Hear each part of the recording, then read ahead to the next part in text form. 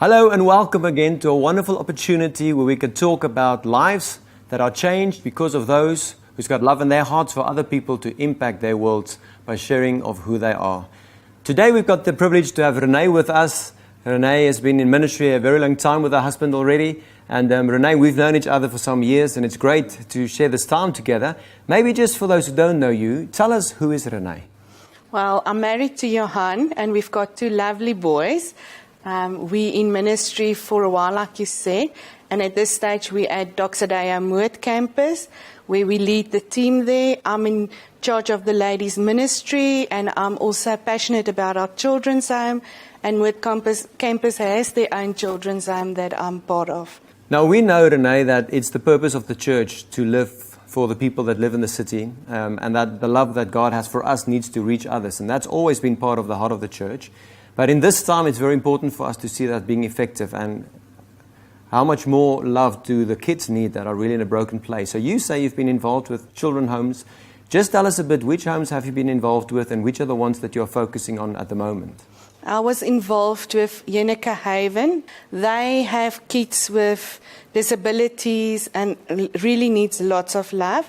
And then I'm involved with Makalong, our North Campus children's home, and then my passion is Victory Kids Moed. That's right next to our church. We've got 9 kids there, really seeing how God's doing things in their lives and making a difference there with giving them love. Now, René, I think many people hear of children's homes, and if you don't see the transformation that happens, it almost feels like there's no hope in these places where kids are looked after. Have you got like some stories about what is actually happening there? You see the kids day in, day out. What is the effect of the church that's involved in the lives of these kids? What are the effects that you've seen and noticed in the kids? Have you got a story or two? More than one. But I'll tell you about Wendy, was one of our first kids at Victory Kids Moed. Came in, she were in different children's homes before, and when she got to us, she actually felt quite abandoned because the people that she used to be before kept pushing her away. And so we just started giving her love. In the beginning, it was very difficult because she kept on thinking, okay, they're going to abandon me.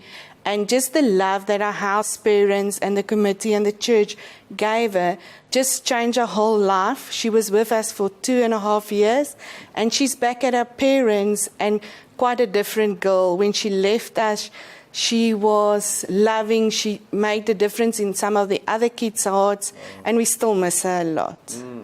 And the dynamics that you have between these kids, I mean, what do you see in a house like that? How do they influence each other, and what kind of family feel do you have in the house? Well, our motto is to make it as homey for them as possible. So we believe they are our kids, they're not somebody else's kids, so we love them as if they were our own. They like siblings. There's lots of fights, but at the end, they know where all of them went through, and they help each other when it's necessary. They cover for each other at school. So they really become brothers and sisters. We've got young ones, we've got old ones, and they keep up for each other. René, it's a big task. I think to love unconditionally in that way. And it does a lot to your own heart as well in order to choose to love those who don't always love you back or would love you first.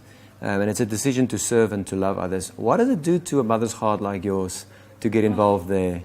It sometimes breaks your heart when you see these kids come in and you hear what they went through. And I think one of the things that stand out for me is that we can love them and make a difference in their life. And we can see how God comes and heals them and change their whole life, where they sometimes feel they've got nothing in life anymore, and where God comes and shows them who He created them to be, and where they can do a difference in their schools. They can become city changers in their school. So for myself, it really, when it breaks your heart in the beginning, at the end you feel, wow, I was part of this kid, loving them. And it changed my heart for, I want to do more of this. But I think it stirs a lot of hope. Sometimes we find it hard to have hope in normal circumstances that we seem normal, whatever lives that might be for us. But I think sometimes to see broken people And it's almost like there's no real understanding of what the grace and the power of God can do to really restore someone that's come from a background where there's a lot of hurt, very often a lot of pain. Maybe just tell us one more example of a child that came to you guys, just to give us a bit more hope and just to show how God is actually working in their lives.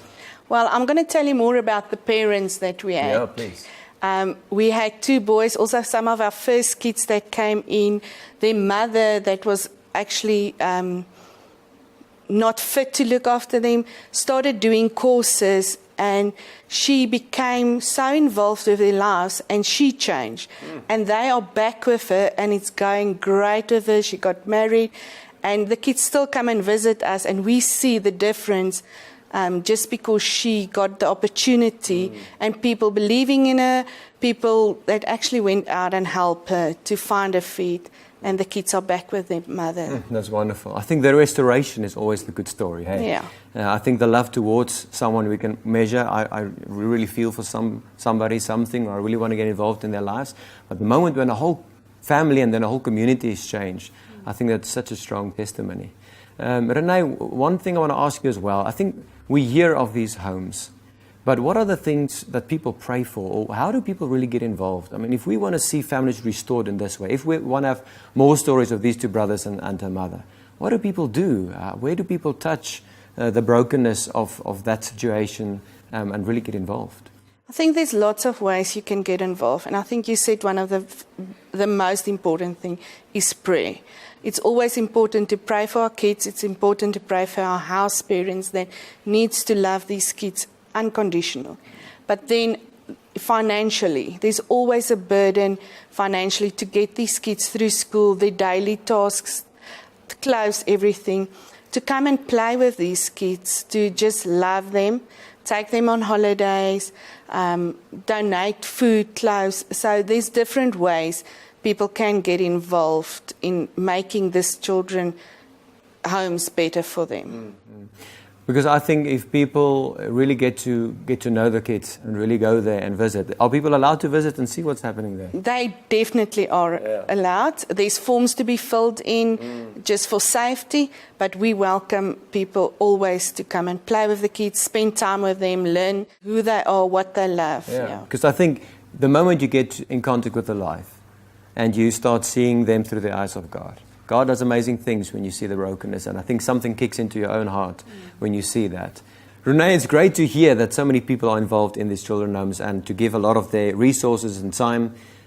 But people who are really having a heart for these kids that say, you know what, I can send some of the stuff that you mentioned, but I want to get more involved. Are there people that really give more of their time, not maybe at the home, but in another way, that's got an impact greater than maybe some of the ways to engage with the children in a normal way?